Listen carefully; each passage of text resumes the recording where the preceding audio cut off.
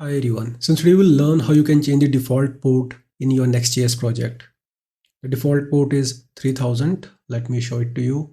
So I got a basic Next.js project here. Simply go to view, click on terminal.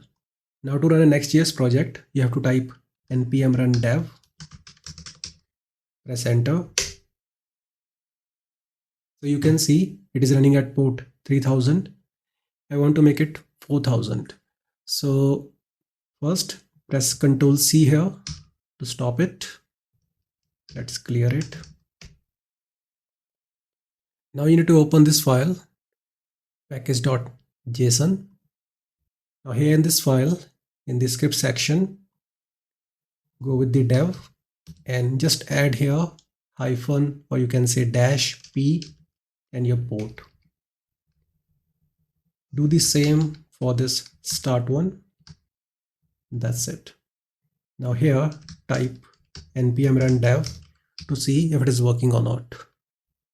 So you can see now project is running at port 4000. You can verify this. Simply press Ctrl key and click on it. So you can see we got a project running at port 4000. So I hope you understood how to do so. See you in the next video. Have a nice day.